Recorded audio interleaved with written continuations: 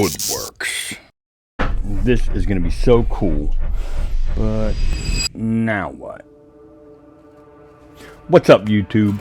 Welcome to the shop. In today's video, I'm going to show you step by step how to build this badass, I don't know what to call it, book holder slash drawer holder, I don't know, but it's cool and we're going to give it a shot. And meet me at the table saw. So what I've got here is some 1x6 by 6 foot and a 1x6 that is 5 foot. We're going to be breaking down the cost of material. We'll be breaking down my labor and time that it takes to build this project. And I'll even toss in some utility cost into this project so you can get the perfect ideal profit amount to be making on this project. Don't forget the online sales fee. Yeah, I got you. Thanks, bud. I'll break down the online sales fee too. No worries. But that'll be later in the video. So let's get to work. We're going to start off by building the base that holds the drawer first. Our top and our bottom is going to be cut to 12 inches. And our two sides are going to be cut at 6 inches. So let's get the base pieces cut first. We'll get those assembled and then we'll move on to the rest of this project. I got to admit, I'm not a big fan of the butts that they used on the base. And no, not butts, but joints. So we're going to switch it up and do a 45-degree miter for our joints. So meet me at the miter box. So go ahead and put your bevel on a 45 and make your first cut. We're going to take and pull over 12 inches and measure long point to long point and cut our second bevel at 12 inches. We want a grain wrap for this base, so we'll take our cut we just made on the other piece here, spin it around and cut the miter going back the other way. That way we get the continuous grain wrap. Just double check with your piece you just cut up against this piece here on the bench just to be sure you have it spun the right way. Pull over 6 inches and then cut that long to long on a 45-degree bevel. Keep in mind we won't get a full grain wrap, but we're just looking to wrap the top and the two sides. Now we're going to continue with that process, cutting our bottom now, flipping the bevel back the opposite way to continue that grain wrap. Now you can use some stop blocks to get consecutive cuts, or you can just take your piece you cut already and just line it up to the edge flush here and bring it over and just line up your saw blade right with the very edge. Then move that piece out of the way and make this cut. And then we'll do the same thing once again. Flip your piece over, make your bevel go the opposite way. Now that the top and bottom are cut, we'll use the same method to get our sides cut to the exact same size.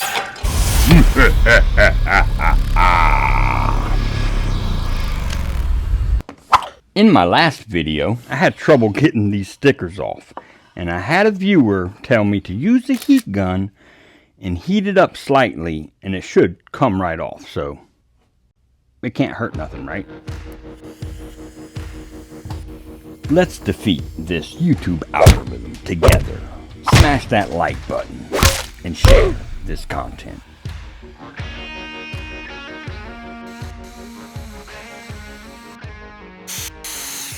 Wow.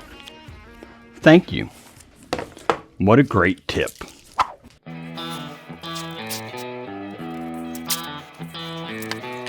Before we glue it up, we'll sand everything on the inside to 150 grit.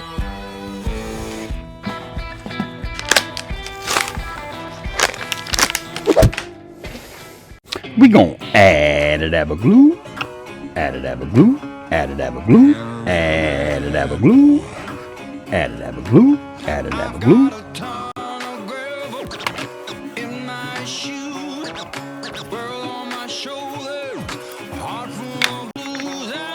check this for square. Set it to the side, let it dry up, and move on to the next step. So while we're letting that dry, we're going to go ahead and cut our book holders that go up the backer. We're going to cut those at 11 inches, and I'm looking to get 5 of them.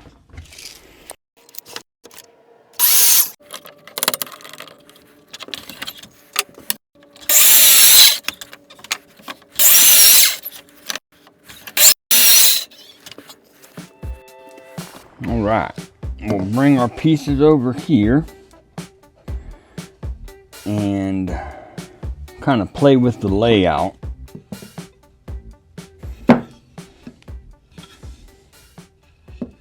This is going to be so cool, but now what?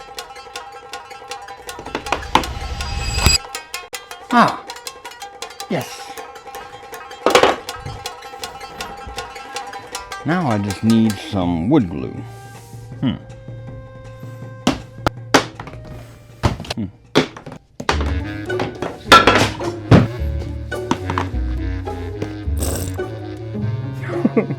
Ew.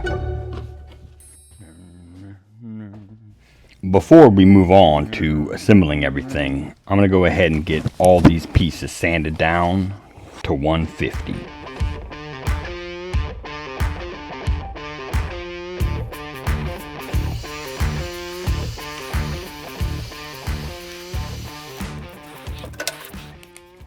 Now what you want to do is mark center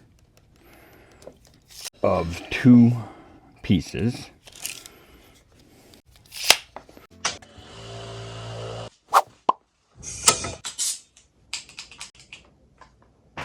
And we'll add a dab of glue, add a dab of glue, add a dab of glue, add a dab of glue, add a dab of glue, add a dab of glue.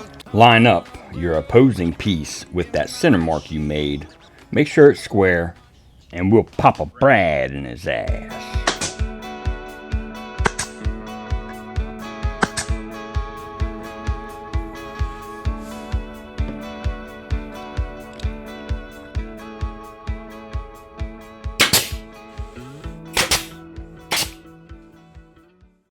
Now that we have these 2 sets nailed together, we're going to take and pull over on this one at 5.5.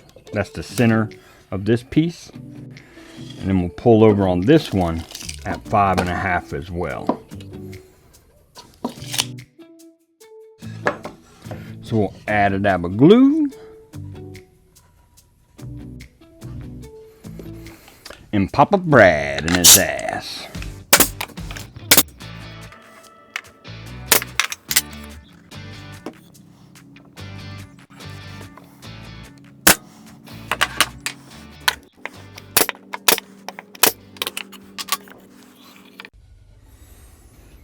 After I had a little chat with the Bearded Viking Commission, which is myself, I decided to go ahead and cut one more at 11 and install it on the very top, using the same method we used before for the first 5.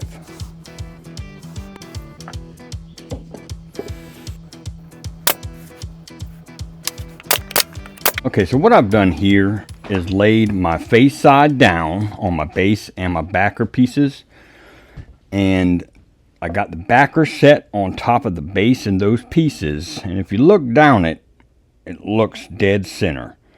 So that's what you want to look for, and you can take your speed square or a square, just kind of line it up and make sure you're looking square, and then you can take your straight edge and line up your straight edge with the sides here. And you can do that on this side as well.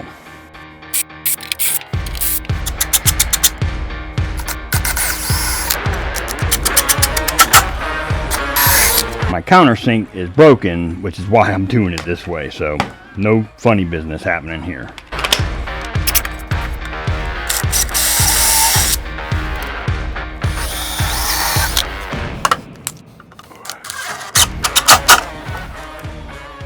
Now I can make any adjustments I need to. What I'm most concerned about is that gap right there. So I'm just going to turn the base And this screw is still in here, so I'll just turn it till it's tight, and that should line me up right where I want to be.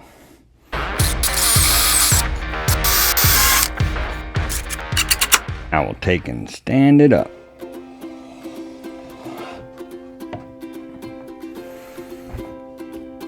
So if you and I did this right, and yes, I'm bringing you into this.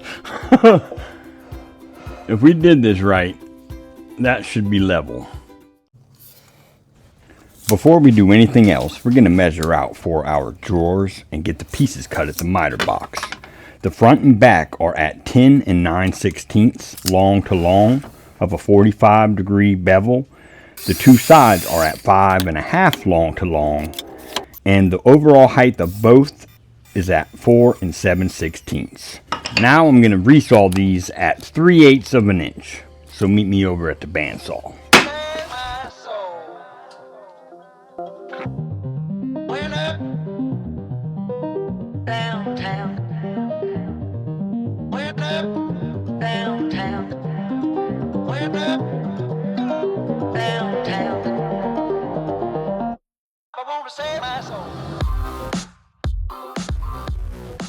Now what I'm going to do is take my flat toothed rip blade. It's a thin kerf, and I'm just going to cut a little groove for some walnut veneer plywood I have laying in the corner. And that'll be the bottom of the drawer.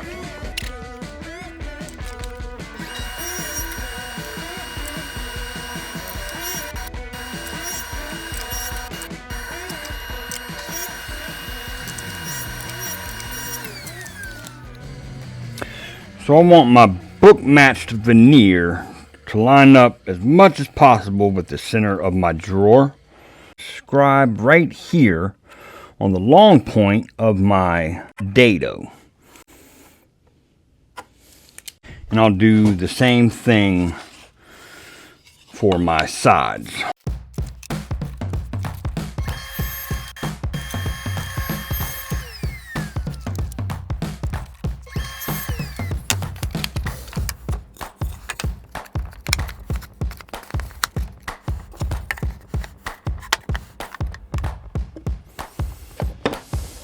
So instead of installing a hard knob, I think what I'm just going to do is cut a notch out of the top here just to make a finger grab.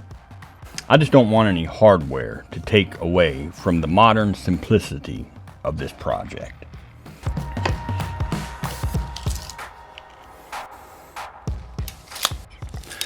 So I'm going to pull over 2 inches from the center on both sides.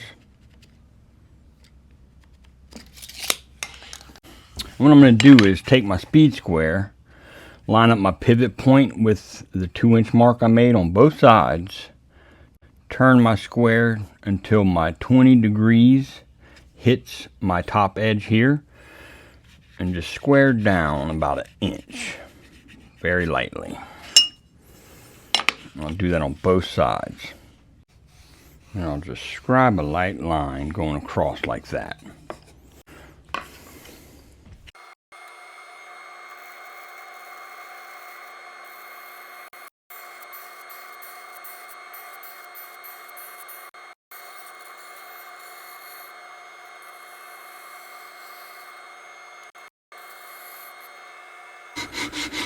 Just slightly sand it, getting rid of any of those marks.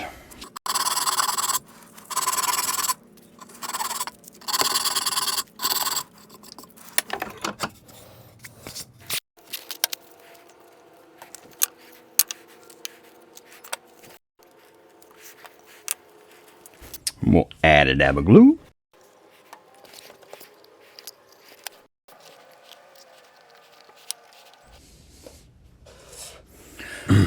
Check for square, and we will let this dry.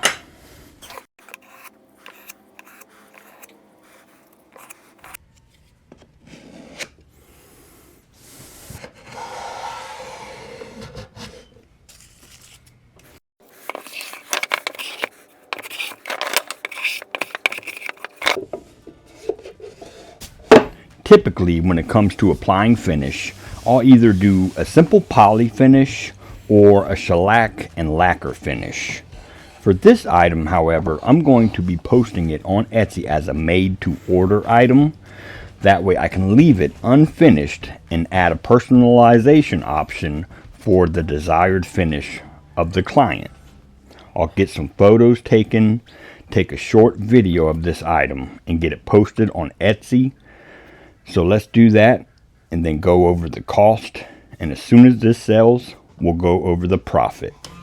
So after doing some research and seeing what the majority of the items similar to this one sell for, I'm going to be posting my item at $140 for the base price. The customer will pay for shipping, and I'll let Etsy calculate that. I'll add the personalization options for different color choices and different stain or paint options. I'll also leave it as is if they want to finish it themselves. Believe it or not, a lot of people like doing that. So now that this thing is posted, we just sit and wait.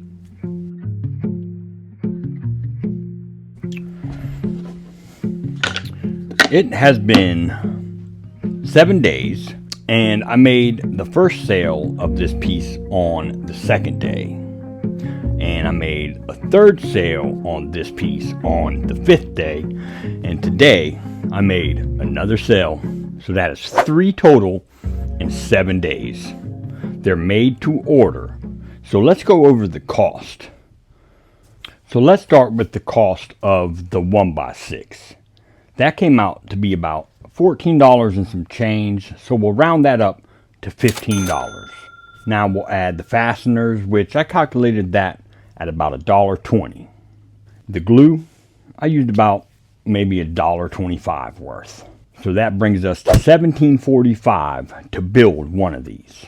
Now, I've had a lot of comments where people have said, yeah, but what about your time and utilities, like your electricity and this and that and this and that? I mean, if you want to get that scientific about it, my best advice to you would be to crunch your hourly rate that you would charge somebody for a custom build and include that in there.